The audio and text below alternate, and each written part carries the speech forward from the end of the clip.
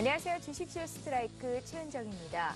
최근 들어서 국내 증시 변동성 장세를 지속하고 있습니다. 4월 들어서 코스피가 계속해서 하락 중인데요. 오늘 코스피 지수는 어제보다 0.15% 내린 1983으로 거래를 마쳤습니다. 미국 뉴욕 증시가 사상 최고치를 경신하는 등 선진 증시가 계속 잘 가고 있는데 견조한 흐름을 보이는데 왜 국내 증시가 이렇게 약할까요? 그 이유를 우리 시장의 내부적인 요인에서 찾아볼 수 있을 것 같다 생각이 됩니다. STX 그룹의 유동성 문제에 시장에서는 이제 부동산 대책에 대한 반응이 미진하다는 것, 또 지속되고 있는 북한발 위협 등등을 들 수가 있을 것 같은데요.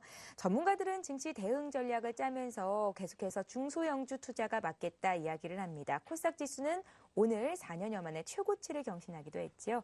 코스피 대형주 쪽으로는 1분기 실적을 확인하고 들어가는 게 좋겠다 이렇게 조언을 하는데요. 참 오늘 나온 뉴스를 보니까요. 지난 1분기에 개인 투자자들의 투자 자금이 전년 동기 대비해서 절반 수준으로 줄었다고 하더라고요. 개인 투자자들의 투자 심리가 위축돼 있다는 건데 우리 개인 투자자 여러분들 얼어붙어 있는 마음은 누가 녹여줄 수 있을까요? 어떤 종목을 사야 수익을 좀 많이 낼 수 있는지 궁금하실 것 같습니다. 자, 오늘도 주식쇼 스트라이크와 함께 하시면서 전문가의 주식 투자 노하우 배우시고요. 7시 반부터 시작되는 종목 상담 시간도 100% 활용해 보셨으면 좋겠습니다. 참여 방법부터 소개를 해드릴게요. 전화, 문자 모두 열어두고 있을 건데요. 서울 지역 번호 02-3153-2619번 통해서 문의 주시면 되고요. 전화보다는 문자가 좀 편하겠다 하시는 분들 013-3366-0110번 무료로 이용하실 수 있습니다. 들고 계신 종목의 이름과 매수가 비중 또 어떤 점이 궁금한지 꼼꼼하게 적어주시면 저희가 정확하고 친절한 상담을 해드릴 수 있을 것 같습니다. 자, 오늘 수요일인데요. 수요일의 감독님 기대되시죠? 어떤 분인지 화면으로 먼저 소개합니다. 성장성이 전조된 섹터 및 종목을 통한 1차 필터링, 가치 분석과 결정적 모멘텀을 통한 2차 필터링으로 종목의 흐름 및 진행 상황을 추적 분석하고 매매 시점을 파악한다. 김용준 전문가의 알찬 강의 지금 만나볼 수 있습니다.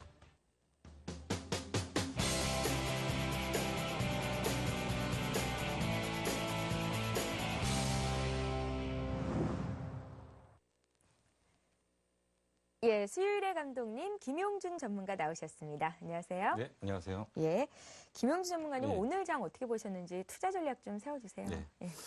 일단 지금 최근에 이제 그 개인 투자자들이 좀 상당히 많이 헷갈려 할 겁니다. 이제 뭐냐면 대형주들은 많이 빠져서 이제 저점의 바닥권이 나와서 저점이 아닌가 하고 생각을 하는데 결국 이제 그 대형주 쪽은 계속 올라가지를 못하고 있고요. 중소형주는 상승을 한다. 그래서 지금 뭐 아까 방금 저 MC님께서 말씀해 주신 것처럼 오늘 시장은 코스닥은 사상 최고치를 찍고 있는데 거래소는 상당히 안 좋다. 결국 이 얘기는 무슨 얘기냐면 지금 장이 안 움직이는 게 아닙니다. 장이 안 움직이는 게 아니고 중소형주 중심으로 움직이는 거죠. 그래서 지금 이제 그 장의 방향을 몇 가지 지금 키워드를 좀 봐야 됩니다. 지금 분명히 그 오래전부터 말씀드렸던 게 거래소에 투자를 할 거냐, 코스닥에 투자를 할 거냐라는 얘기를 했을 때 제가 지난 연말부터 해서 올해 연초까지 계속적으로 말씀드렸을 때 분명히 거래소보다 코스닥이 유리하다라는 얘기를 계속적으로 드렸습니다. 근데 이 얘기는 코스닥이 유리하다라고 정리를 해드린 게 아니고 중소형주가 유리하다는 얘기였죠. 그러니까 오늘 역시도 지금 현재 장에서는 대형주 쪽에서는 지금 올라가는 게 지금 몇 가지 뻔합니다. 이제 아이폰 5, 그러니까 그 갤럭시 S4가 나오면서 삼성전자에 대한 기대치가 있는 상태에서 삼성전자만이 그래도 시장의 어떤 중심축 역할을 하고 있고요. 그리고 나머지 이제 현대차 뭐 이런 거를 제외하고는 코스피 200 종목 안에서의 시가총액 상위 종목 중에서는 10위권에 있는 종목들이 전부 지금 이탈을 하고 있습니다. 지금 추세 자체가 하락대로. 그렇기 때문에 결국 거래소가 지금 올라올 수가 없는 상황입니다. 분명히 지금 이제 그 차트로 보시면서도 좀 확연하게 좀 차이가 나는 게요. 지금 거래소는 아까 여기서 지금 이러고 있는 상황인데 지금 이미 코스닥은 이만큼 지금 치고 올라가는 거죠. 그래서 이게 지금 그러면 이제 상대적으로 어떤 생각을 하시냐면 많이 올라온 코스닥 팔아서 거래소 사야 되는 게 아니냐. 근데 그거를 조금 개념적으로 좀 정리를 하셔야 됩니다. 코스닥의 주봉이나 거래소의 주봉이나 월봉을 좀 같이 한번 보겠습니다. 거래소는 상당히 오랜 기간 동안에 자기의 본질 가치를 충분히 찾아서 주가를 충분히 반영해줬다라고 지금 보실 수가 있습니다. 지금 이 검은 펜으로 칠해져서 좀 안 보이실 것 같은데요. 지금 거래소 기준으로는 종목별로 바닥에서 뭐 10배씩 올라온 종목들이 상당히 많고요. 그리고 이제 중장기적으로 봤을 때는 2003년도를 기준으로 해서 500포인트부터 2000포인트까지 전체적인 지수 자체가 4배 정도가 올라오면서 대형주들 중에서는 스타 종목들이 많이 상승했죠. 이 당시에 올라왔을 때의 대표적인 스타 종목은 뭐 현대중공업이니 하는 조선주의 출발과 OCI라는 종목 뭐 이런 것들이 이 앞에서 어떤 중심축 역할을 했고요. 그 다음에 이제 올라올 때는 우리가 잘 아는 전차군단, 자동차들이 중심축이 되면서 자동차들이 바닥에서 13배 정도 올라오는 이런 흐름을 보였습니다. 그러면서 거래소는 충분히 어떤 그 대형주들의 본질 가치를 어느 정도 좀 찾아놨는데, 문제는 이제 그 코스닥이 사실 그동안 거의 못 움직였습니다. 코스닥은 지금 보시면은 똑같은 장기 이동평균선을 놓고 보니까 지금 올라왔다고는 하지만 그냥 그 상태예요. 계속 그 상태인 거고요. 그러면 코스닥이 그동안 못 움직였던 것은 그 대형주에 비해서 상대적인 어떤 소외감도 있었고 분명히 코스닥이라는 기업에 대한 불확실성이 있었기 때문에 근데 이런 부분들이 좀 상당히 걷어내면서 지난번에 한번 설명을 드렸지만 뭐라고 그랬냐면 FN 가이드 기준으로 그러니까 그쪽 보고서에 의하면 올해 중소형주들의 실적 전망치들이 50% 정도, 영업이익 전망치들이 50% 이상 상승. 그러니까 전년도에 비해서 50% 정도 증가하기 때문에 분명히 상승의 모멘텀이 있는 거고요. 그리고 여기에다가 이제 원천 기술을 갖고 있는 종목들이 새롭게 이제 전면적으로 좀 부상을 하면서 좀 많이 차이가 있습니다. 그래서 계속적으로 말씀드렸을 때 지금 이 부분을 이해를 못 하시거나 이 부분이 못 받아들여지시면 지금 장에서 상당 부분 소외되실 겁니다. 무슨 얘기냐면 지금 거래소가 최근 기준으로는 안 올라왔다고 하지만 전체적인 큰 틀에서는 아까 보여드렸듯이 바닥에서 많이 올라와 있는 상태이고 주가가 어느 정도 좀 반영이 돼 있는 상태다. 그러면 지금 최근의 기준으로 봤을 때 코스닥 기준으로 봤을 때는 코스닥이 좀 많이 올라왔죠. 최근에는 거래소에 비해서 상대적인 탄력도는 굉장히 셌습니다. 근데 여기에는 아까 분명히 말씀드린 것처럼 키워드가 있었죠. 거래소가 유리하다라고 했고요. 코스닥이 거래소보다 코스닥이 유리하다라고 분명히 말씀드렸고 여기에는 지금 내용도 있지만은 수급도 지금 따라가고 있거든요. 계속적으로 말씀드렸던 게 뭐냐면 지금 외국인 중심의 코스닥 매집이 지금 상당히 크게 이루어지고 있는데 오늘 같은 경우에도 외국인들이 거래소에서 2,400억 정도를 매도를 했다면 그러면 정상적으로 외국인들이 한국 시장을 바라보는 시각이 매도 관점이라면 코스닥도 역시 매도가 나왔어야 되겠죠.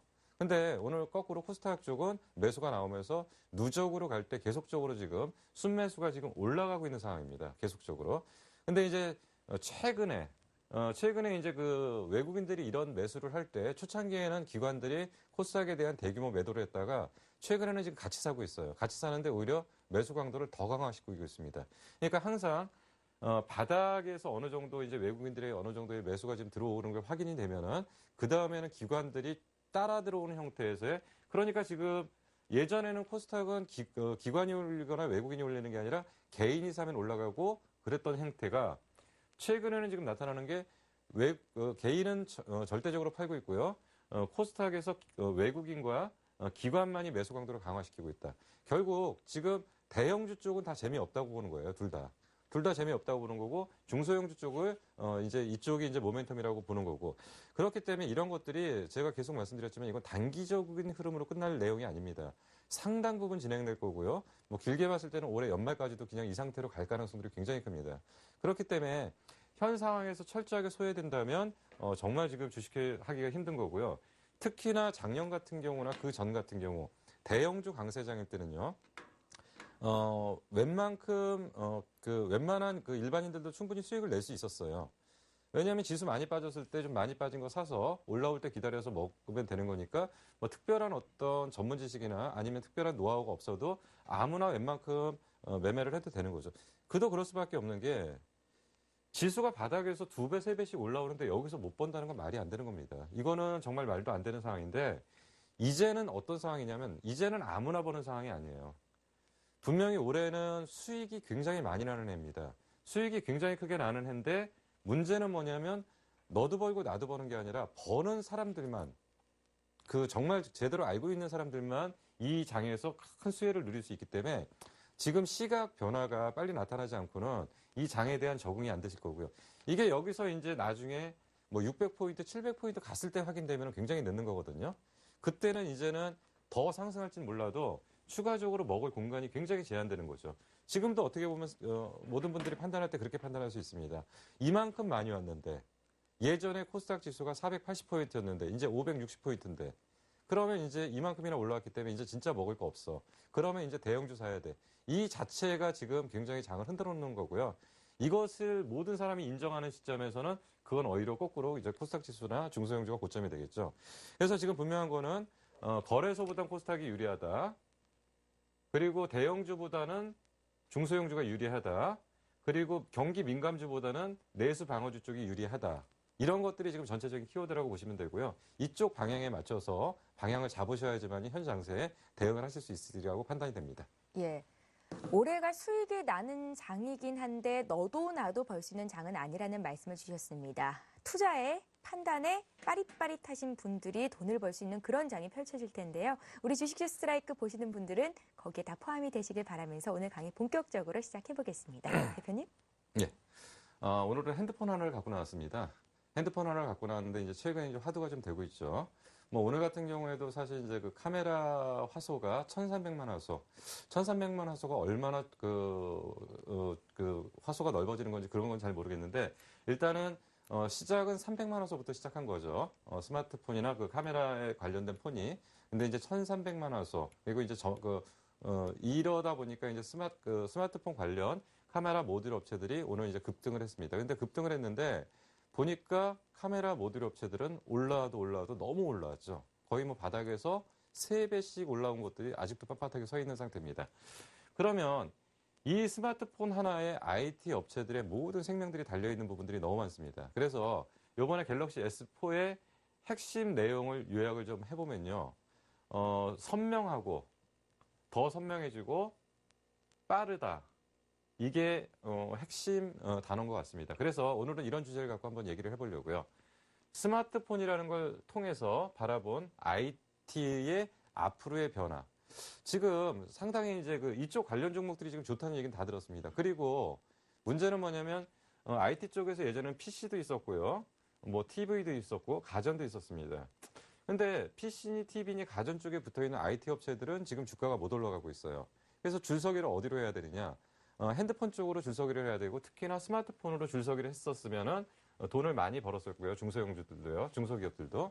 그리고 주가들도 많이 올라갔을 거고 또 우리 역시도 그쪽에 관련해서 처음부터 집중했던 분들은 돈을 많이 벌었을 겁니다. 근데 그러면 이제 시점에서 어떻게 해야 되느냐? 그럼 이제 시점에서 스마트폰 관련 모든 부품주들은 모두 이익 실현해야 되느냐? 물론 그런 종목도 있고 아닌 종목도 있습니다. 그러면 그거를 판단하는 기준이 뭐가 돼야 되냐? 기준이 좀 명확해야 되겠죠. 그 기준을 찾기 위해서 이런 흐름을 좀 만들어 봤습니다. 맑아진다, 선명해진다, 그린 폴레트 이런 개념이 지금 하나가 도입돼 있고요. 자세한 설명은 뒷부분에 가서 할 겁니다. 그리고 또 하나가 옥타코어, 뭔 소리냐라고 하실 건데 쿼드코어라는 얘기는 많이 들어보셨을 겁니다. 쿼드코어가 일단은 지금 머리가 4개라고 얘기를 하죠. 4개의 머리를 갖는 예전에는 스마트폰이 뭐 2개 정도의 머리를 갖고 있다가 사실 갤럭시 S3가 들어가면서부터 머리가 4개로 들어가서 처리 속도가 굉장히 빨라졌다라는 얘기를 했습니다. 근데 그 쿼드코어 곱하기 2 정도로 보시면 돼요. 그래서 8개의 머리를 갖고 있는 옥타코어라는 개념이 이번에 도입된 겁니다. 그리고 또 뭐가 있었냐면 무선 충전이라는 게 있었죠. 그래서 사실 갤럭시 S4라는 것이 오픈되기 전까지는 무선 충전 관련 종목들이 상당히 급등을 했습니다. 뭐 크로바 하이텍이니 한솔 테크닉스니 이런 것들이 전부 무선 충전 관련 종목이었고요. 제가 분명히 강의 시간에도 한번 전반적으로 설명을 드렸습니다. 그래서 어느 쪽이 유리하냐. 근데 일단 무선 충전주가 갤럭시 S4가 나오면서 급락을 했던 이유가 뭐냐면 결국 이게 갤럭시 S4에 묶어서 한 세트로 나온 것이 아니라 별도 판매라는 거죠. 그렇기 때문에 좀 매력이 떨어져서 했는데 지금 여기서 이제 좀 해결해야 될 문제가 있습니다. 이제 자기 유도 방식의 충전 방식이다. 그리고 근거리 충전이다. 이런 지금 단점을 지금 갖고 있는 거고, 삼성에서는 기존에 그 공명 방식이라는 거를 갖고서 충전 방식을 연구를 했다가 이게 이제 기술이 완성이 안 돼서 일단은 자기 유도 방식으로 우선 적용을 한 거라고 지금 보시면 됩니다. 지금 이게 왜 중요한지는 뒷부분에서 하나씩 설명드릴 거예요. 예. 그리고 이제 그 터치 기술 같은 경우도 직접적으로 터치를 안 하고 손이 근처에만 가면은 인식이 돼서 자동으로 글이나 그림이 쓸 수 있는 거. 그러니까 분명히 지금 터치를 해서 뭔가 눌러야 되는 상황이 아니라 근거리에만 가면 인식이 되기 때문에 그래서 폴러링 터치 방식이라는 게 채택이 됐고요. 그리고 카메라도 말씀드린 것처럼 지금 1300만 화소.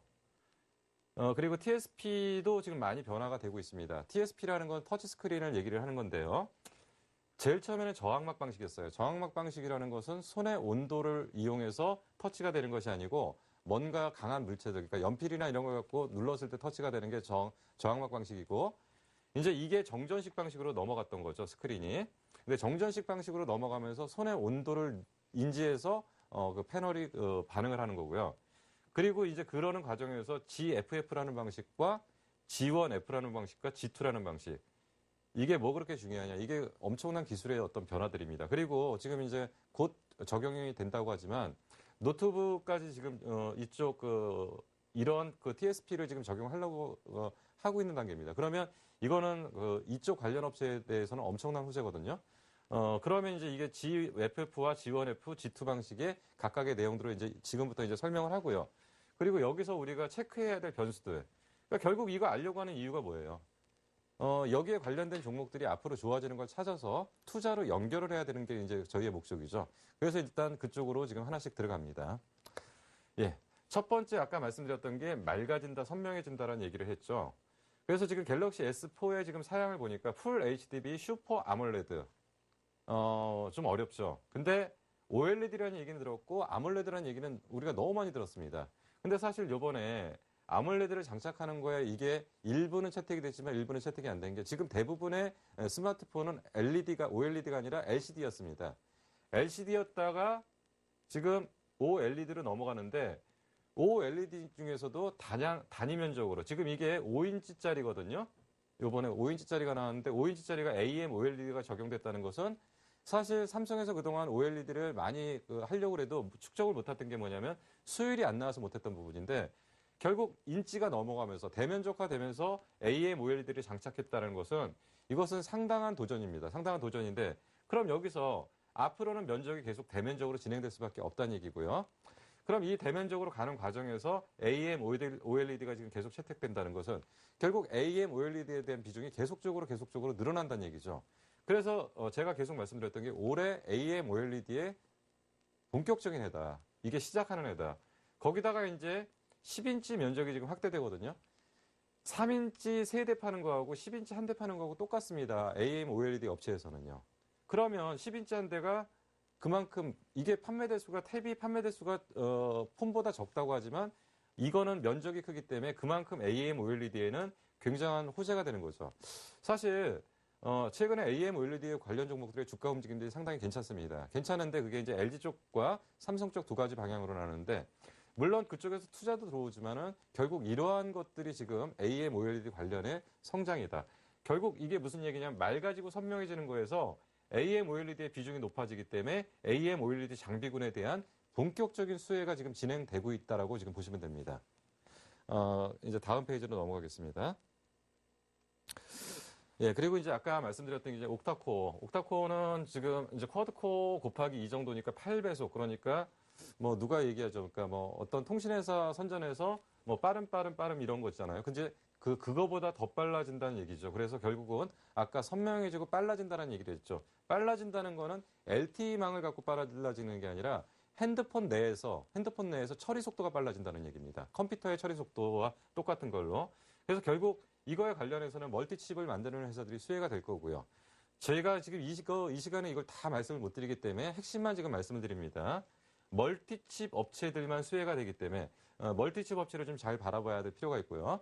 그리고 이제 요건 뒷부분에서 나오는 건데 예, 이게 이제 그 무선 충전 시스템입니다. 무선 충전 시스템은 현존하는 방법은 세 가지가 있습니다. 자기 유도 방식과 자기 공명 방식, 전자 기파 방식. 가장 좋은 건 이쪽입니다. 가장 좋은 건 이쪽인데 이쪽은 굉장히 기술적으로 지금 도달이 지금 어려워요. 이거는 우주에서 뭔가 쏴줘야 되는데 대기층으로 진입하면서 수분과 겹쳐가지고 뭔가 많은 문제들을 지금 나타내는데 만약에 이것만 된다면 전기차 충전이 필요 없습니다. 그냥 여기서 바로 쏴서 전기차 그냥 충전해주면 되는 거거든요. 근데 이건 아직 먼 개념이고요. 그리고 이제 삼성에서 하려고 했던 게 이겁니다. 자기 공명 방식. 자기 공명 방식은 충전하는 방식이 지금 충전 방식은 패드 위에다 바로 올려놔야지만 충전이 되는 거거든요. 패드와 핸드폰을 연결하는 선은 없습니다. 그러나 패드 위에 근거리 몇 밀리미터 내외가 돼야지 이게 충전이 되는 건데 모든 요소들은 다 좋습니다. 근데 이게 근거리가 돼야 된다는 게 문제이고요.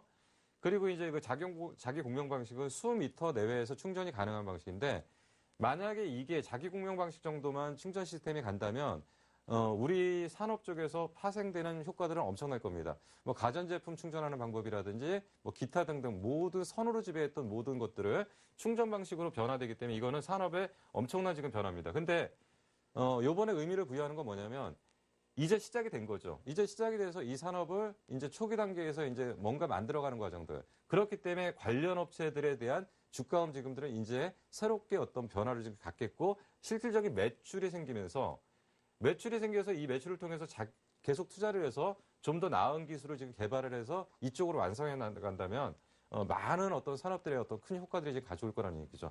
그래서 이제 무선 충전 시스템 변화가 요번 또 스마트폰을 바라봤던 굉장한 거고요. 뭐 관련 종목들은 많이 있었는데요. 뭐 한솔테크닉스니 RF텍, 크로바이오텍, 삼화전지, YG파워 뭐 이런 것들을 반드시 기억할 필요는 없고요. 여기서 이제 실질적인 핵심 기술을 갖고 있는 거는 한솔테크닉스입니다. 그리고 이제 크로바이오텍은 이 무선 충전 시스템 안에 들어가는 코일을 만드는 데인데 이거는 뭐 이쪽에 들어가도 되고 저쪽에도 들어가기 때문에 이걸 굳이 무선 충전 관련주로 분류하기는 좀 어렵고요.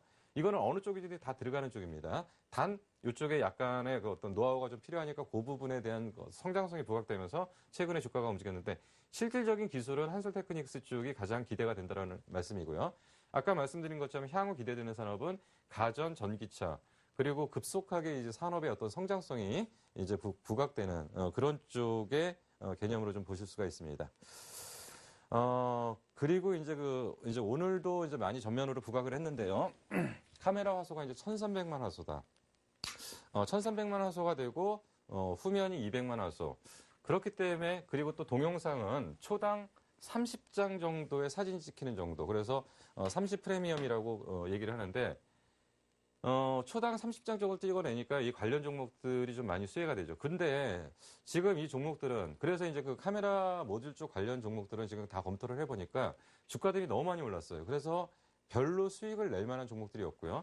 충분히 주가가 반영됐다고 봅니다. 충분히 주가가 반영된 게 차트 몇 개만 좀 보여드릴게요.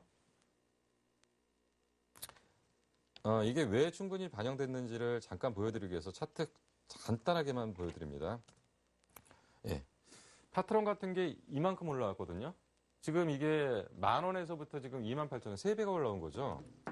그리고 뭐 자화전자.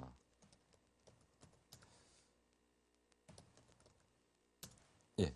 자화전자 주식도 엄청난 지금 상승을 했습니다. 결국 이 얘기는 무슨 얘기냐면 결국 아무리 좋다고 해도 이쪽은 당분간 추격 매수는 좀 어렵다는 얘기를 좀 드리기 위해서 잠깐 보여드린 겁니다. 그리고 요번에 또 나타난 것 중에서 간단하게 좀 하나 봤어야 될 게, 지금 갤럭시 S4에다가 스마트 헬스케어를 장착했다는 얘기가 있는데 지금 아직 확인은 못했어요. 이게 뭐냐면, 자기의 어떤 몸 상태를 체크하는, 거에서 뭐 혈당 체크라든지 몇 가지 기능들. 그러니까 의료법에서 제한을 받지 않는 그 범위 내에서 스마트 케어 헬스가 지금 장착됐다는 건데, 요거는 스마트 헬스케어에 대한 어떤 분명히 새로운 시작이라고 좀 볼 수가 있는 거고요. 그리고 이제 TSP의 진화라고 말씀드렸던 게 이제 앞으로 이제 TSP의 싸움이 엄청날 겁니다. 제가 이제 계속 가끔가다 이런 얘기를 많이 드렸는데 ITO 필름이라는 얘기를 많이 드렸습니다. 결국 ITO 필름을 어떻게 사용하느냐의 방식입니다. GFF, G1F, G2 다 똑같습니다. 전부 ITO 필름을 어떻게 사용하느냐인데 유리 하나에다가 ITO 필름을 앞면에 붙이고 뒤쪽 면에 붙이고 이 양쪽에 필름을 붙이는 게 GFF 방식이라고 하면 됩니다. 근데 이거는 뭐냐면 두껍죠? 그리고 처리 속도가 늦습니다. 그런 단점이 있기 때문에 최근에 이제 삼성이 G1F 쪽으로 물량을 많이 늘리겠다는 얘기를 했습니다. 이 얘기가 무슨 얘기냐면 G1F로 물량을 많이 늘리겠다는 얘기가 한쪽 면은 ITO 필름을 붙이고 한쪽 면은 ITO 필름을 녹여서 얇게 방막으로 해서 처리한다. 그러면 GFF 방식보다는 두께가 좀 얇아지겠죠. 두께가 얇아지고 처리 속도가 좀 올라갈 겁니다. 근데 G2 방식이라는 건 뭐냐면 두 쪽 다 ITO 필름을 붙이지 않는 거예요. 결국은 이 얘기는 가장 얇고 가장 처리 속도가 빠르다는 얘기죠. 사실 삼성이 오래전부터 이거에 대한 진행을 했었습니다. 한 2010년도에 이거를 진행하려고 하다가 문제는 뭐냐면 수율이라는 얘기를 많이 하는데 IT 쪽을 바라볼 때는 항상 이 회사가 매출을 얼마 했느냐가 중요한 게 아니고요. 이 회사가 수율이 얼마 나오냐는 얘기를 많이 해야 됩니다. 수율. 이게 뭐냐면 100장 만들어서 얘네들이 예전에 얘기했을 때 수율이 50%가 안 나온다라는 얘기를 많이 하거든요. 그 얘기는 무슨 얘기냐면 100장 만들어서 반은 버리고 반은 쓴다는 얘기입니다.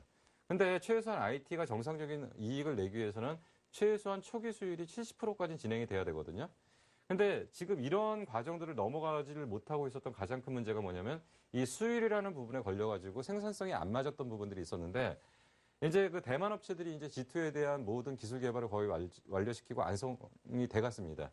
그리고 이제 LG도 LG가 최근에 G폰 그러는 게 무슨 얘기냐면 G2폰을 얘기하는 겁니다. 그래서 이쪽으로 하다 보니까 삼성이 더 이상 지금 미룰 수 없는 상황이기 때문에 TSP에 엄청난 변화가 생긴다. 무슨 얘기냐면 지금 우리가 TSP 업체로 알고 있는 몇몇 회사들이 실적이 좋음에도 불구하고 주가가 못 간다. 그 이유가 여기에 깔려 있는 겁니다, 지금. 뭐냐면 예전에 GFF 때는 얘네가 최고였어요. 저항막 방식 때는 얘네가 최고였고요. 정전식 방식으로 넘어가면서 GFF 단계로 갔을 때는 얘네들이 최고였습니다. 근데 G1F로 넘어가니까 걔네들이 최고가 아니라 얘네들이 최고가 되는 거죠. 그러다가 결국 무슨 얘기냐면 앞으로 미래의 이익 가치가 어느 쪽이 많으냐. 그런 과정들이 지금 변화된다. 지금 제가 짧은 시간 안에 너무 이제 쏟아 부은 것 같은데요. 결국 스마트폰이라는 하나를 놓고서 우리나라의 그 IT 관련 종목들의 어떤 산업의 흐름들이나 이런 것들, 그리고 또 앞으로 변화될 내용들까지도 지금 같이 본 겁니다. 그래서 결국 이러한 부분들이 지금 정리가 안 되시면은 앞으로 IT 관련주에 대한 투자의 방향들이 정리가 안 되실 거고요. 그럼 앞으로는 G1F나 G2 관련한 TSP 업체를 찾아서 이쪽에서 수율 높은 쪽을 투자를 해야 된다.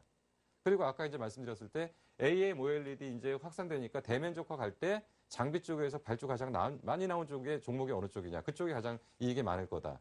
그리고 예전에 AM, OLED 설명드릴 때 전방 산업인 TFT는 스위치 기능을 하는 전방 쪽보다는 결국 컬러 규현을 하는 핵심 장비를 만들어내는 회사가 어디 있겠냐.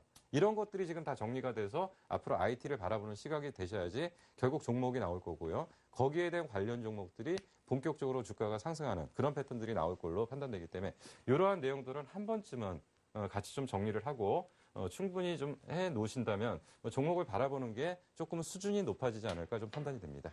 예. 여러분들 짐작은 하시겠지만 스마트폰은 계속 진화를 해 나갈 겁니다. 스마트폰에서 그치는 것이 아니라 태블릿 PC, 노트북, 더 나아가서는 스마트 TV로까지 계속해서 종목들 수혜는 확대가 될 것 같은데요.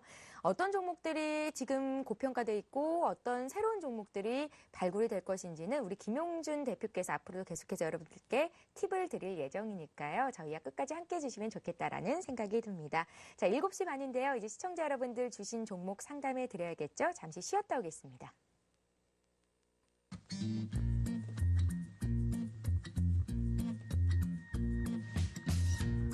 He's never been lonely.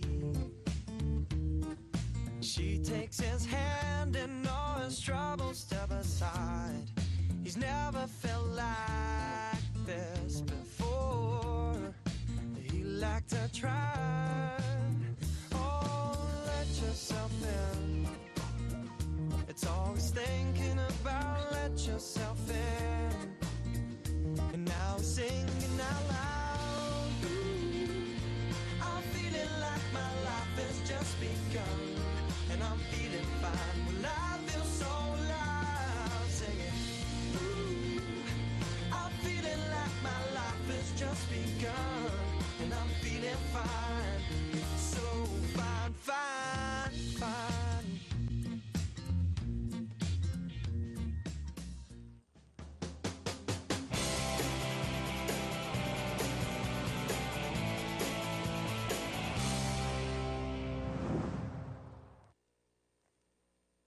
예, 종목 상담 시간입니다. 참여 방법 다시 한번 고지해 드릴게요. 문자, 전화 모두 가능하십니다. 전화는요, 서울 지역 번호 02-3153-2619번으로 주시면 되겠고요. 문자는 무료입니다. 013-3366-0110번으로 지금부터라도 많이 신청해 주세요. 오늘 실시간 종목 상담 받으실 수 있습니다. 자, 오늘도 전화부터 한 통 받아보면서 시작을 해볼게요. 연결이 돼 있다고 합니다. 안녕하세요. 네, 안녕하세요. 예, 안녕하세요. 반갑습니다. 네, 예, 시청자님 수고하십니다. 어떤 종목이 궁금하세요? 이메이드요. 위메이드요. 예, 2, 3일 전에 74,800원에 샀는데요. 다시 한번 매수가 말씀해 주시겠어요? 47,800원이요. 비중은요? 20%입니다. 아, 2, 3일 전에 사셨는데 지금 수익권 내 계시네요. 축하드립니다. 네, 아니, 예. 근데 그 수급이, 그 외국인이 많이 판 것 같고, 기간은 좀 산 것 같고 그러는데, 예, 1분기 실적이 좀 어떻게 나올 거냐 궁금하고, 예, 예, 목표가는 얼마나 된가 궁금하고요. 제가 원래는 컴투스를 살려고 했는데, 예. 컴투스를 너무 많이 그냥 올라버려서 그냥 2등주를 샀어요. 그래서 그러셨어요? 좀 걱정이 되네요. 그래서 좀 궁금해서 문의드렸습니다. 예, 시청자님 종목은 시청자께서 직접 고르신 거예요? 네. 위메이드, 컴투스 다 게임 쪽이잖아요. 네, 그래서 컴투스를 하려고 그랬는데, 예. 너무 급등해버려서 2등주를 타겠다니까 그래서 좀 마음이 불안해요. 스마트폰으로 게임도 좀 즐기세요? 아니, 저 그런 거 할 줄 몰라요. 그러세요? 네. 알겠습니다. 일단은 사신 지가 얼마 되진 않았지만 목표가가 네. 궁금하시다고 한 걸 보면 좀 단기 투자하시려는 것 같아요. 네, 1분기 실적도 좀 궁금하고요. 예, 알겠습니다. 목표가 1분기 실적 컴투스 대신해서 위메이드 산 거 잘한 건지 풀어드릴게요. 네네, 감사합니다. 예, 사실 이제 뭐 게임 업체를 갖다가 실적으로 분석하는 건 좀 어렵습니다. 왜냐하면 결국 게임 업체는 좋은 게임을 만들어서 그게 이제 매출로 이어지는데 결국 제일 문제가 뭐냐면 이 주기가 굉장히 짧아요. 그러니까 확 올라왔다 확 치고 뭐 이런 상황들이 좀 벌어지기 때문에 실적의 예상치들이 굉장히 들쑥날쑥합니다. 근데 이제 실적이라는 얘기를 하니까 이제 할 수 없이 이제 그 얘기를 좀 잠깐 말씀드려야 되는데 그럼 일단 전년도 실적은 어땠냐는 거죠. 전년도 실적은 연결 기준으로 1,200억 정도 매출에 1,200억 정도 매출에 영업이익은 19억 마이너스. 1,200억의 마이너스 19억의 영업이익 전년도 결산입니다. 그리고 순이익 기준으로는 마이너스 70억 정도 나왔습니다. 실적이라는 걸 논할 수가 없죠. 왜냐하면 지금 얘네들이 지금 시가총액이 얼마냐면 8천억이에요. 시가총액이 8천억이라면은 최소한 이 회사의 주가가 게임주를 아무리 프리미엄을 많이 준다고 해도 퍼 30 준다고 하더라도 최소한 그러면 한 200억은 내야지 200억 내도 안 되죠. 한 250억 정도 순이익은 내야지 그러니까 퍼 30을 준다고 해도 8천억 정도로 인정을 할 수 있는데 지금 그렇게는 안 나옵니다. 그러면 내년도 예상치는 어느 정도 나오냐? 1, 4분기 예상치가 아니고 전체적인 예상치를 좀 같이 봐드릴게요. 올해 예상치가 한 2,200억 정도에 380억 정도에 순이익 300억 정도. 그러니까 지금 무슨 얘기냐면 지금 시가총액은 올해 이미 결산 끝내고서 이 정도 이익 낸 거 확정치 내고도 반영한 정도의 주가다. 지금 많이 빠졌다고 생각하지만 굉장히 그동안 고평가돼 있던 상황입니다. 그러면 지금 역으로 이 숫자가 예상치대로 나온다. 그러니까 제가 여지껏 봤던 기준으로는 실적이 예상치대로 나오는 경우들은 거의 없었거든요. 그렇다면 항상 예상치보다 떨어지는 게 일반적이라고 본다면 뭐 지금 주가 수준이 그렇게 싼 편은 아니기 때문에 결국은 지금 철저한 트레이딩 관점에서만 접근을 하셔야 됩니다. 올라가니까 냅두시는 거고요. 어떤 기준선을 잡으셔야죠. 그 기준선이 이탈을 하면 현금화하겠다. 지금 사실 지금 최근에 보니까 외국인들이나 기관이 코스닥 시장을 사면서 뭘로 사냐면 바스켓으로 좀 사는 경우도 있더라는 거죠. 그러니까 비차익 쪽으로 매수가 들어오면서 사실 그래서 좀 안 빠지는 부분도 좀 있어요. 그렇다면 그런 관점이라면 외국인들이 시가총액이 있는 종목이기 때문에 같이 묶어서 들어온다면 조금은 방어가 되겠죠. 근데 그렇다고 해서 이게 초과 수익을 낼 수 있는 부분은 아니라고 좀 판단이 된다면 크게 올라가긴 어렵고요. 어떤 이동평균선에서 어떤 지지라인들을 확인하고서 거기가 이탈하면 현금화하는 쪽으로 뭐 그렇게 대응하시는 게 나을 걸로 판단이 됩니다. 예, 알겠습니다. 김용준 전문가 설명이 도움이 참 많이 됩니다라고 문자에 남겨주신 분도 계시네요. 고맙습니다. 자, 이번에도 종목 볼 텐데요. 이번에는 효성이네요. 효성을 55,000원에 100% 담으신 분이 문의를 주셨어요. 9472번님이시고 계속 보유해도 좋을지를 여쭤보셨거든요. 제가 볼 때 55,000원이라는 얘기는 그동안 많이 빠졌는데 올라와서 요거 들어가신 것 같거든요. 근데 지금 이제 그 큰 맥에서 좀 정리를 해보시죠.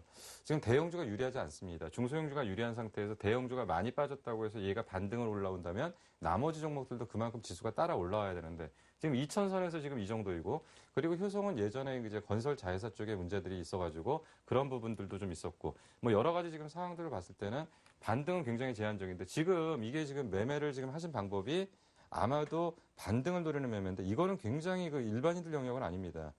이거는 만약에 이탈하면 바로 현금화시킬 수 있는 그런 저 트레이더 쪽의 관점에서의 매매들이고 일반인들은 확인하고 바닥이 다져지고서 완전히 추세가 위쪽으로 갈 때 확인하고 들어가시는 게 낫거든요.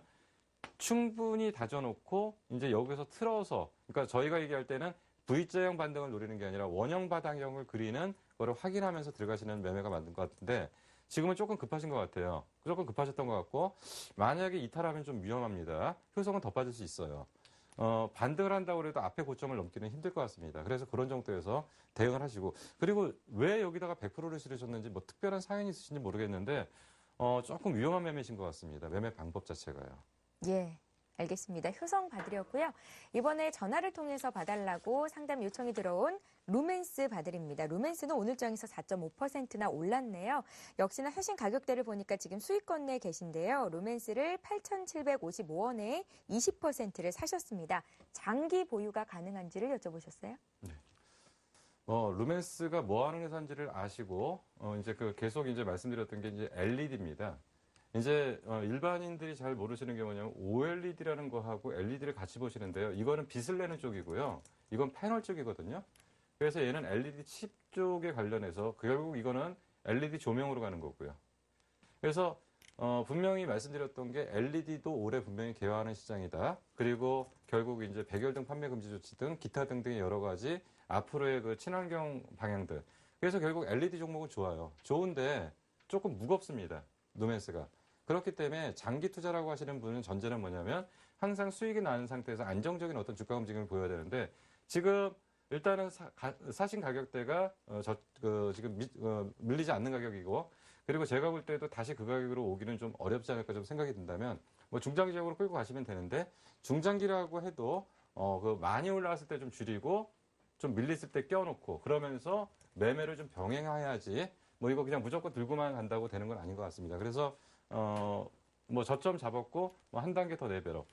근데 이게 뭐 바로 여기서 휙 치고 올라간다. 이래서 이렇게 간다. 당연히 이렇게 가면 중장기죠. 근데 이런 흐름이 나오기보다는 조금 시간을 갖고 기간 조정을 받을 가능성이 좀 있다. 뭐 이런 관점에서 좀 느긋한 마음으로 중장기를 하셨으면 좋겠습니다. 예, 알겠습니다. 이번에는요, 신고가 영역에 있는 종목 중에 하나죠. 파트론 보겠습니다. 파트론도 오늘 3.8%나 급등이 나왔어요. 이 종목을 사도 됩니까? 라고 여쭤보신 분이 계신데요. 어떻게 매수 가능합니까? 매수 불가능합니다. 예, 이유는요? 물론 기업이 실적에 따라서 움직이는 건 맞고요. 그렇지만은 아무리 좋은 종목이라고 해도 올라가다 내려가는 과정이 있거든요. 거기다가 이제 갤럭시 S4 나온다는 출시 기대감 때문에 약간의 그 오버슈팅이 나왔는데 이게 결국은 욕심의 영역입니다. 이 권역이. 여기서 걸리면은 조종파 10%, 15%만 들어가도 이거 바닥에서 이 과정들 3배 뜰 때까지 지켜보다가 이제 들어간다는 건 좀 이거는 대표님, 조금 화면에 검은 펜이 조금 더 잘 보일 것 예, 같거든요. 예. 그래서 지금 이게 바닥에서 지금 3배 이상 올라온 종목을 갖다 여기서 추격 매수한다라는 것은 굉장히 위험한 발상이고요. 이거는 내 종목 아니라고 생각하고 그냥 잊어버리시는 게 나을 것 같습니다. 알겠습니다. 아쉽지만 파트로는 다음 기회에 다시 한번 문의 주십시오. 그때 매수 시점 잡아드릴게요. 오늘 문자로 굉장히 많은 분들이 문의를 주고 계십니다. 이번에는요. 어떤 종목을 볼까요? 현대글로비스 보겠습니다. 현대글로비스가 오늘 처음으로 들어왔군요. 예, 현대글로비스를 19만 3,500원에 25%를 들고 계시고요. 기관이 4일 동안 매도하는 것 같은데 이 종목은 어떻게 하면 좋겠습니까? 문의 주셨어요. 그 기업이라는 게 이제 자체적으로 먹고 사는 기업이 있고요. 누군가의 도움을 위해서 먹고 사는 기업들이 있습니다. 근데 현대글로비스라는 회사는 현대자동차라는 회사에서 먹여 살려주는 거고요. 현대글로비스의 주업은 뭐냐면 현대자동차에서 판매한 자동차를 해외로 옮기는 선박을 통해서 옮기는 작업하고요. 그리고 단순 조립, 현지 공장에서 단순 조립하기 때문에 크게 이익이 나는 구조가 아닌데 결국은 환율의 영향에 의해서 굉장히 민감한 기업입니다. 근데 지금 현대글로비스가 이 정도의 주가를 유지하는 가장 큰 이유는 결국 대주주의 지분율에 많은 부분이 있죠. 대주주의 지분율이 상당히 높은 게 결국은 현대차에 대한 일정한 부의 이전 과정이 좀 있었지 않았나 좀 생각이 듭니다. 그래서 이 종목 지금 절대 싼 종목 아닙니다. 그리고 이거 경기에 굉장히 민감한 주식이기 때문에 오히려 현대글로비스보다는 현대모비스나 현대위아가 낫습니다. 거기는 자체적인 기술력이 있는 거고 걔네들은 살아갈 수가 있거든요. 근데 현대글로비스는 자체적으로 살아가기는 어렵기 때문에 이 종목보다는 뭐 꼭 부품주를 하시고 싶다면 그쪽으로 보시는 게 나을 것 같고요. 현대글로비스는 정리를 하셨으면 좋겠습니다. 예, 알겠습니다. 현대글로비스 문의하신 분 봐드렸고요. 이번에 마크로젠 볼게요. 마크로젠 39,000원에 30%신데요. 지금 자리가 손절을 해야 되는 자리인지 꼭 좀 봐주십시오 하셨습니다. 5385님께서 주셨고요. 예. 마크로젠이라는 회사를 아시려면은 개놈 프로젝트라는 거를 이해를 하셔야 됩니다. 예. 그 마크로젠이라는 것은 사실 개놈 프로젝트, 이제 유전자 진단 쪽에서는 가장 앞서 있는 업체이고요. 그리고 마크로젠의 주가의 핵심은 뭐냐면 결국은 DNA 시퀀싱이 가격이 1,000불 이하로 떨어질 거냐 말 거냐가 이제 핵심입니다. 그 얘기가 무슨 얘기냐면 자기 몸에 대한 유전자의 진단 지도를 개별적으로 만들 수 있는 그런 것들이 있는데 그게 1,000불 이하로 떨어지게 된다면 마크로젠의 주가는 상당히 크게 갈 가능성이 있습니다. 근데 이거는 아직 연구 단계이고요. 아직 완성 단계가 아니고 지금 이제 마크로젠이라는 회사를 갖다가 실적이나 이런 걸로 보기보다는 결국은 앞으로 형성될 맞춤형 진단에서의 결국은 DNA 유전자 쪽의 어떤 분석 장치 이런 쪽에 대한 직영부 프로젝트를 이용한 뭐 장비의 완성도 뭐 이런 것들의 연구 과제의 완성 이런 것들이 지금 키워드거든요. 근데 그 기준으로만 보면은 지금 현재 주가는 굉장히 비싼 수준입니다. 결국 마크로젠을 지금 왜 들어가셨는지 제가 잘 모르겠는데 정확하게 이러한 그림들을 다 그리고 들어가셨다면 아마 질문도 안 들어갔겠죠. 이 모든 내용들을 다 알고 계신다면 충분히 판단하실 수 있다고 판단이 됐는데 지금 이런 개념은 지금 아니신 것 같고요. 그렇다면 지금 마크로젠은 지금 쉽지 않은 종목입니다. 결코 만만한 종목이 아니기 때문에 저는 지금 이제 39,000원에 37,400원 사실 이 정도면 손실 구간이 아니라고 봅니다. 이 정도면 현금화하시고 다른 방향을 좀 찾아보시는 게 좀 낫지 않을까 생각이 듭니다. 예, 알겠습니다. 좋습니다. 마크로젠 봐드렸고요. 이번에 대우조선해양 볼게요. 대우조선해양 사신 분 가격이 28,300원, 비중이 많으십니다. 50%세요. 4866님께서 주셨는데요. 이번에 STX조선해양이 이렇게 좀 힘든 이유, STX 그룹 자체가 힘든 이유도 조선주 안 좋은 거, 유동성 문제 생긴 거, 이 같은 이유가 이 조선주, 대우조선해양까지 좀 여파가 있지 않나라는 생각도 들어요. 어떻습니까? 예.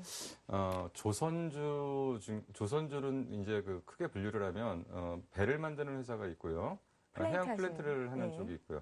근데 이제 대우조선해양 쪽은 이제 해양 플랜트 쪽에 강점을 갖고 있는 회사고요. 사실은 주가 수준은 지금 현재는 과매도권이라고 보는 게 맞습니다. 단, 너무 많이 빠졌다. 예, 많이 예. 빠졌죠. 많이 빠졌고 이 정도면 매력적인 가격은 맞습니다.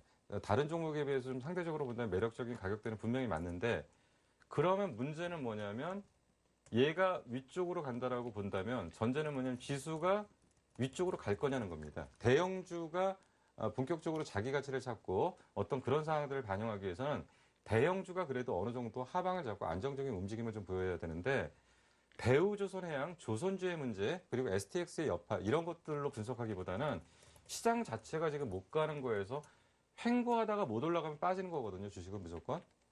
저점 잡았다고 좋아할 게 아니라 저점 잡고 올라갈 자리에서 올라가줘야지 주식이 올라가는 겁니다. 근데 횡보가 길어지면 길어질수록 결국 빠질 가능성이 높다는 거고 이거는 어떤 수급적인 요인이나 외부적인 요인이 분명히 작용한 건 맞는데 그럼 지금 가격이 매력 있다고 여기서 들고 가면 더 밀리면 더 사고 그럼 우리가 사는 게 자금이 제한되어 있고 한계가 있기 때문에 언제까지나 우리가 밀고 내려가면서 살 수는 없거든요. 그래서 항상 이런 종목은 좋은 종목이라는 기준을 놓고 때를 기다리는 거죠. 타이밍을 보면서 이걸 살 수 있는 시기를 저울질하는 건데 이걸 여기서 바로 사는 것보다는 좀 시간을 갖고 천천히 지켜보면서 뭔가 그날 느낌이 오는 날이 있잖아요. 이렇게 돼서 이렇게 되면 예전에 올라가는 패턴들이 나타나더라. 그러니까 나쁘지는 않은데 지금 이미 시기가 그런 시기는 아니라는 거죠. 그러면 지금 현재 가격이 지금 이미 주식을 사신 거죠. 이미 매수를 하신 거라면 그렇다면 이 종목은 우선 반등이 들어올 때 현금화 시켜놓고 다음의 타이밍을 다시 노리시는 게 좀 나을 걸로 판단이 됩니다. 예, 알겠습니다. 2558님께서 인터플렉스를 주셨어요. 43,550원에 비중 30%인데요. 이 종목이 한때 굉장히 잘 가던 때가 있었거든요. 네. 예. 인터플렉스가 가장 좋았던 게 이제 FP10이죠. FPCB 하면 딴 거 필요 없고 이제 인터플렉스라고 얘기를 합니다. 근데 자꾸 생각을 하는 게 예전 고점을 생각하면 왜 이렇게 많이 빠질까? 회사가 그렇게 좋은데 이제 올라갈 때가 아닌가? 그래서 자꾸 이제 접근하는 게 많이 빠진 거 접근을 하시거든요. 근데 이제 아까 이런 것들이 이제 그 산업의 어떤 변화, 기술의 변화를 이해를 하셔야 됩니다. FPCB 중에서 인터플렉스가 빠지면서 거꾸로 보니까 잉크테크가 올라온다는 얘기예요. 이 얘기가 무슨 얘기냐면 FPCB의 일정 부분이 전자잉크로 대체가 된다는 얘기입니다. 그러면 그 기술 자체가 상당 부분 시간이 지나면은 실적이 예전의 실적이 못 올라온다는 거죠. 그러니까 실적이 이미 고점을 찍고 실적이 하향하는 상태에서 우리 지금 당장 눈에는 안 보이는 거죠. 그렇지만 이 기술의 변화는 이미 진행되고 있거든요. 그래서 지금 인터플렉스는 이미 꺾였어요. 이미 꺾였고 이거는 그런 흐름에서 아까 말씀드린 것처럼 FPCB가 전자잉크로 대체되는 거에 대한 분명한 지금 어떤 그 결과물이 지금 나타나는 거고 반등이 온다고 해도 굉장히 제한적일 거고요. 이거 뻔히 알고 있는 기관들이 반등 안 시켜줍니다. 이거 누가 땡겨줄 사람들이 지금 없거든요. 그렇다고 한다면 횡보하다가 한 단계 더 빠지고 횡보하다 한 단계 더 빠지고 좀 그러면서 장기적으로 좀 상당히 안 좋아질 걸로 좀 판단이 되기 때문에 적당하게 손실 없는 범위 내에서 잘 정리하고 나오시는 게 좋지 않을까 생각이 듭니다. 예, 한 종목 더 보겠습니다. 블루콤인데요. 11,200원에 30% 향후의 전망을 알고 싶습니다 하셨습니다. 블루콤이요. 블루콤은 딴 거 필요 없습니다. 블루콤은 이거는 아이폰과 관련된 거거든요. 갤럭시 S폰이 아니라 아이폰과 관련된 겁니다. 아이폰에서의 발주가 어떻게 나오느냐, 그리고 이것들이 정상적인 스케줄대로 나오느냐에 따라서 지금 되는 건데, 지금 그 기준에서 이미 주가의 움직임들이, 그러니까 지금 이제 스마트폰 관련 종목들도 LG 관련 쪽이 있고요, 애플 관련 쪽이 있고요, 삼성 관련 쪽이 있거든요. 삼성 관련 쪽은 괜찮아요. 삼성 관련 쪽은 최근에 움직임들도 다 좋고 괜찮은데, 지금 애플 쪽이 좀 안 좋아요. 애플 쪽이 안 좋은 게, 이제 대표적으로 이제 시스템 반도체 하는 실리콘웍스라든지 이런 것들이 지금 주가 움직임이 안 좋은 게 결국 애플과 관련된 쪽이거든요. 그래서 지금 블루콤이 주가가 움직이기 위해서는 애플발 모멘텀이 나와야 되는데 아직은 그 모멘텀이 나오질 않기 때문에 근데 모멘텀이 나올 가능성은 있다라고 좀 판단이 되기 때문에 현재 가격에서는 좀 버텨보시는 게 좀 나을 것 같고요. 그리고 이제 나오면서 진행되는 거 과정 보면서 그 다음에 대응 전략은 그때 짜시는 게 나을 걸로 판단이 됩니다. 예. 이 종목 블루콤 받으려는데 이분께서 김용준 전문가를 멘토로 삼고 싶다고 훌륭하신 분이라고 또 문자에 남겨주셨네요. 김용준 전문가와 함께했습니다. 김용준 멘토님 고생 많으셨습니다. 맞습니다. 예, 야구 경기에서 선수들이 시원한 홈런 한 방을 치기 위해서 얼마나 많은 노력하는지 여러분들 알고 계시죠? 여러분들이 주식 쪽에서도 풍성한 열매 맺어서 시원한 한 방을 칠 수 있도록 저희 주식쇼 스트라이크에서 계속해서 후원을 해드리겠습니다. 늘 저희와 함께해 주시면 좋겠어요. 내일은 로즈스탁의 이선로 대표와 함께 할게요. 고맙습니다.